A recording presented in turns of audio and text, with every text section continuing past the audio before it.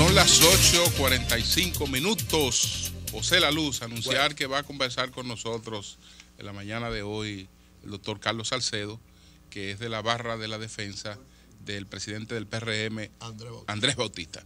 José La Luz. Bueno, gracias Julio y saludos a toda nuestra audiencia. Bueno, decir que dentro de unos instantes tenemos que darle seguimiento a eso. James Comey, el destituido director del FBI, va a presentarse ante el Congreso de la República a dar su testimonio sobre las supuestas presiones de Donald Trump para que él abandonara las investigaciones sobre Michael Flynn, el asesor de seguridad de Donald Trump, diciéndole que dejara eso porque Michael Flynn era un buen tipo y que él necesitaba lealtad. La mayoría de las cosas de James Comey y sus conversaciones con Donald Trump ya han sido filtradas por la prensa, pero hoy van a tener un carácter oficial en esta audiencia con el Congreso y tenemos que esperar esto porque para mí es la primera real prueba de fuego que va a tener que enfrentar Donald Trump desde el poder, quien ya en el día de ayer nombró un nuevo director del FBI que fue funcionario del gobierno de George W. Bush. Bueno, entonces decir también lo de la NBA brevemente. Ayer en el partido 3 hay mucha gente que piensa que uno está frustrado porque perdió Cleveland y realmente yo quería que ganara Cleveland para que la serie se extienda, porque a mí lo que me gusta es el juego. Entonces, gente dando cuerda con eso, pero yo soy más de Golden State que de los Caps de LeBron, porque Golden State es un equipo de Silicon Valley y usa mucha tecnología en su plataforma de juego, en la preparación, en la medición del desempeño de los jugadores. A mí me gusta más el estilo de Golden State porque es un estilo de equipo, es un sistema de juego. Y yo también, después que se fue Kevin Durant, no es porque ahora estemos perdidos 3-1, pero no, que después que Kevin Durant está con Golden State, bueno, pues ese equipo me simpatiza. Stephen Curry es lo mejor. Me simpatiza más porque. Stephen Curry es lo mejor. Pero hay que decir lo siguiente: sin Kevin Durant, ese equipo le ganó a Cleveland en el 2015. Claro. Y el año pasado, ese equipo no ganó por dos razones. Primero, Andrew Bogut, su centro, se lesionó. Y Draymond Green, que también es centro, aunque también juega de 4, Draymond Green se dejó desbordar por su comportamiento y fue impedido de jugar en el juego 5. Y la mecánica de un equipo se desarticuló y emocionalmente ellos perdieron la serie cuando perdieron el juego 6. Y entonces, ahí en ese momento, ellos estaban ganando cuando fueron a Cleveland 3-1 la serie. Fue una chepa, se cayó una viga para que Cleveland le ganara esa serie. Esos tipos debieron tener 3 campeonatos en línea porque ya este está en el bolsillo. Nadie ha regresado de un 3-0. Nadie en la historia de la NBA, aunque tampoco había regresado nadie de un 3-1. Y Cleveland regresó. Pero es muy difícil porque con Kevin Durant el equipo obviamente tiene muchísimo más valor agregado. Pero ese es un super equipo. Ojalá que se mantenga juntos, aunque es muy difícil, para que puedan ganar 2 o 3 campeonatos más. Pero lo de ayer fue impresionante. Cleveland lo tiró todo en la cancha. Pero al final una corrida de 11-0. Los últimos 11 puntos del juego lo anotó Golden State de manera corrida. Específicamente Kevin Durant, Stephen Curry y Klay Thompson, que son 3 máquinas de anotar. 3 máquinas de anotar. Entonces, esta serie posiblemente se acabe mañana. Muy posiblemente. Casi seguro. Porque la moral de los Caps está en el piso. Y eso es fundamental. Por otro lado, entonces, por último, porque ya tenemos nuestro invitado en el estudio, yo quería decir lo siguiente con esta audiencia histórica, este fallo histórico de ayer. Antes de eso, felicitar a José Monegro, que Julio lo hizo esta mañana por haber sido designado. Gran felicitación para nuestro hermano José Monegro. En sustitución del doctor Molina Ureña como director del día. Es una nominación que viene a confirmar algo. Es una confirmación realmente. Porque a José Monegro era el director del día hace mucho tiempo, pero es una expresión de nuevas generaciones en el poder y saludar la confianza que la familia, el grupo de Medio Corripio ha tenido en él. y entonces es una señal de cambio de nueva generación, aunque Monegro tiene un pensamiento muy conservador, una persona joven y muy preparado en su cargo, muy responsable. También César Dargán fue nombrado vicepresidente del CONEP. Lo que era vicepresidente ejecutivo. Yo realmente no sabía que Dargán tenía una vinculación con el sector empresarial, porque es lo que ha sido funcionario público todo el tiempo.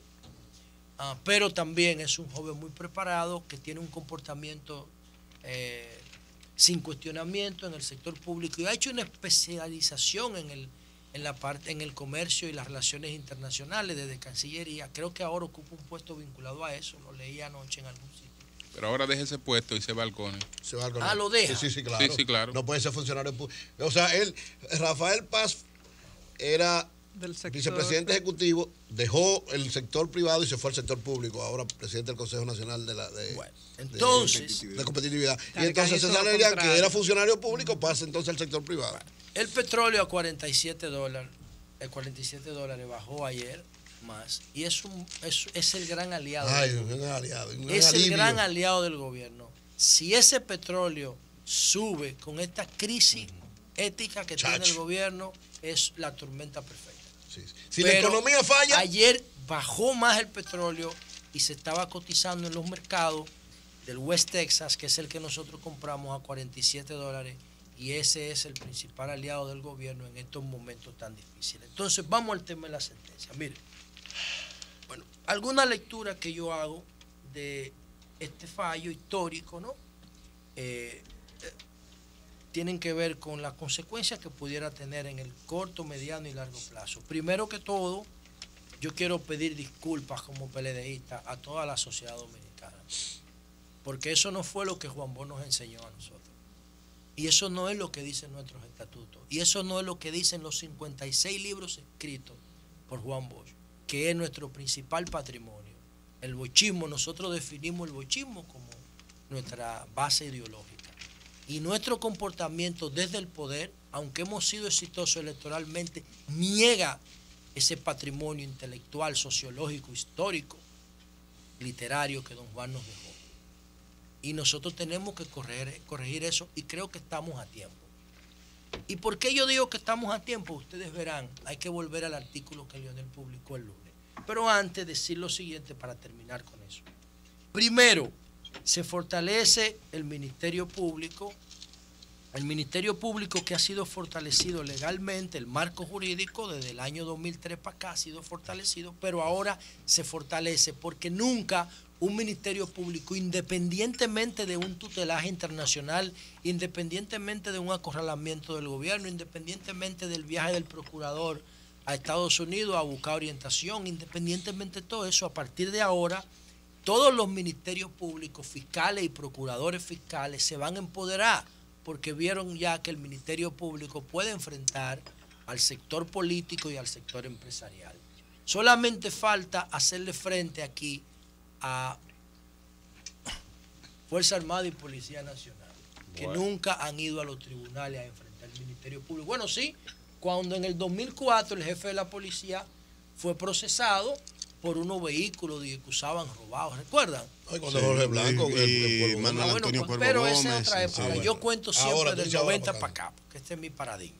Entonces, Peña Antonio por el caso de los supertucanos también. Que está en causa. Pero aún, el Ministerio Público sale fortalecido de este proceso y yo creo que ahora el Ministerio Público, los fiscales se van a sentir como más confiados en meterle mano a cualquier expediente porque van a tener respaldo de la sociedad, de los medios de comunicación y va a haber una neutralidad de los demás poderes del Estado. Eso por un lado. Por otro lado, se fortalece el poder ciudadano que sin tener una representación expresa dada por el resto de la sociedad, presionó ese resultado. Sin ese poder ciudadano expresado en la Marcha Verde, ese resultado hubiese sido distinto. Así es. Escríbanlo.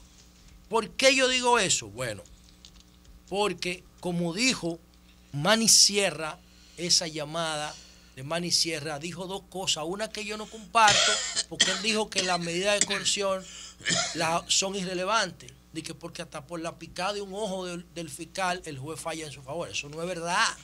Eso no es cierto. Las medidas de coerción se establecen vínculos entre el imputado y el hecho. Y eso pesa en las audiencias preliminares y en los juicios de fondo. El vínculo en el juicio de fondo que se establece. No, la presunción. El vínculo, escúchame, porque el código lo dice. Pero el código, el código está ahí, búscalo. Pero de todas maneras, vamos a establece vínculos. Si no establece vínculos, entonces esa medida de coerción o es benigna o la gente se va para su casa. Te sueltan el no. Si entonces, la medida de coerción no es verdad que son irrelevantes. Eso no es verdad. Eso no está ahí puesto a lo loco. Ese código ahora mismo se está aplicando en 19 países de América Latina. Es una vaina armada. Pero si se tomó, aquí tenemos un jurista que vamos a entrevistar. No importa, sí, él lo va a decir. Sin embargo, ahora no me diga a mí que la medida de coerción es irrelevante y que con una picada de ojo. Perfecto, pero ya se dijo. Eso dijo Manny Sierra. Manny Sierra dijo que con una picada de ojo un juez puede complacer un fiscal y no es así. Tú no estás de acuerdo con eso, pero dijiste que habían 2 puntos de él. Bueno, entonces, ¿qué digo yo? Ese juez, que como decía Eury ahorita, y la parte que a mí más me llamó la atención de la participación de Manny Sierra, es que Manny Sierra dijo, ese juez es autor del libro, específicamente el Código Procesal Penal por un juez en ejercicio, tomos 1 y 2. Y dice Manny Sierra, nosotros utilizamos esos textos en audiencia para litigar. Y dijo Manny Sierra, pero en el día de ayer él se comió todo lo que escribió. Y yo creo que es cierto. Ese juez que proyectaba tanta autoridad y tanta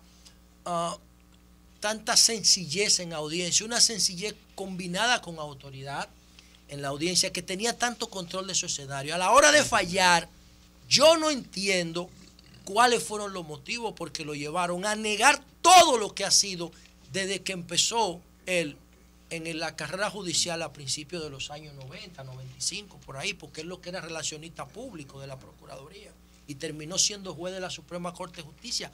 Una carrera brillante, pero desde mi punto de vista, o había una fuerza mayor que lo estaba presionando, o él dijo, si yo juzgo este expediente conforme al derecho, entonces me van a juzgar a mí, me van a decir que me vendí.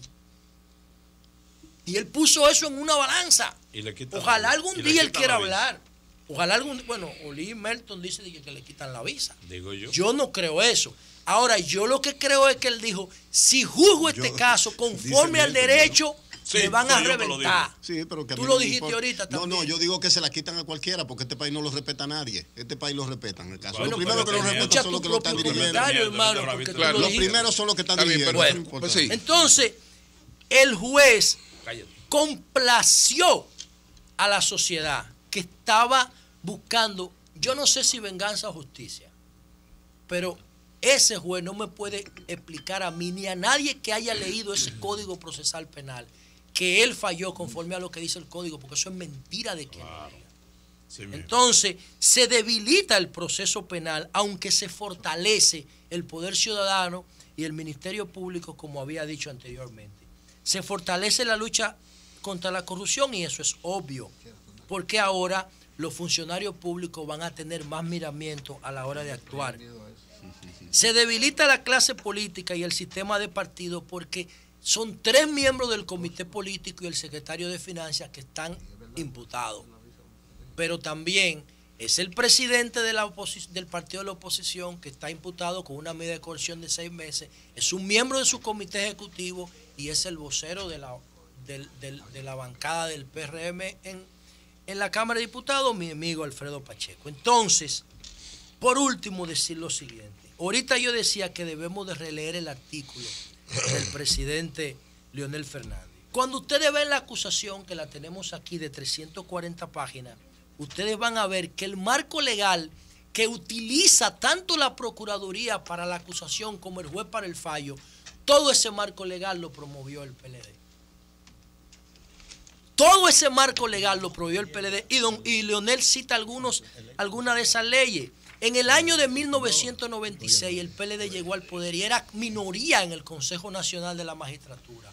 En el 97 promovió la primera reforma judicial de la época moderna, cuando llevó a Subero Isa a la Suprema Corte de Justicia, estando en minoría. y confió y apostó a un proceso que no controlaba. Y después de ahí vino la inamovilidad de los jueces. Y después de ahí vino la selección de los jueces, donde el PLD también tenía minoría y la mayoría lo escogió el PRD.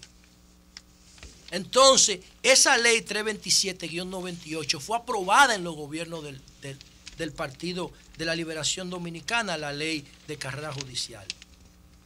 Entonces, tenemos la Constitución de la República del 2010, los artículos 156, 180, 181 y 275 que garantizan esa inamovilidad de los jueces. Pero tenemos el artículo 146, párrafo 3 de la Constitución, que dice que los funcionarios públicos deben no solamente hacer declaración jurada, sino demostrar el origen lícito de sus bienes.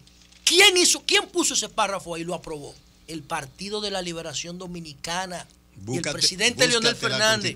Anterior, tenemos si no la ley, la nueva ley del Poder Judicial, la ley 28-11. ¿Quién promulgó esa ley? El presidente Leonel Fernández, el Partido de Liberación Dominicana con mayoría en el Congreso. El nuevo Código Penal. El nuevo Código Penal, porque el otro está de la época de 1884. Entonces esos artículos 123, 124, 166 y siguientes, 265 y 266 que sirvieron para soportar la acusación. Todo eso es parte de la nueva legislatura. La ley de declaración jurada 311-14, artículos 2 y 7 que están en la acusación. ¿Quién promovió esa ley de declaración jurada? El Partido de la Liberación Dominicana y sus representantes en el Congreso. Y lo promulgó el presidente Leonel Fernández. La ley de soborno 448-06. ¿Quién promovió esa ley? ¿Quién la promulgó? La promovió el PLD, la aprobó en el Congreso y la promulgó su presidente. Esa ley de soborno que está en el marco jurídico que sirve para sustento de la acusación. Tanto el decreto que fortalece el Ministerio Público como el decreto que crea el DEPRECO también son autoría del PLD. Ahora, ¿cuál es el fallo del Partido de la Liberación Dominicana? Cambió el marco legal, pero no cambió el comportamiento de sus funcionarios, que esa fue la parte que al presidente Fernández le faltó en su artículo.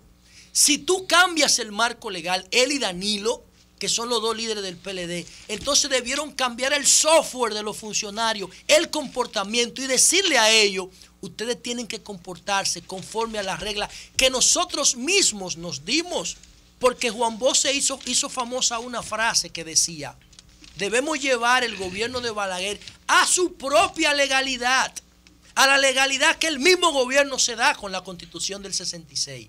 Entonces nosotros debemos llevar a nuestros funcionarios a nuestra propia legalidad, la misma legalidad que nosotros nos dimos modificando este marco legal vinculado a la corrupción y esa Constitución del 2010 que garantiza todos los derechos que los dominicanos estamos exhibiendo, practicando y reclamando en el día de hoy.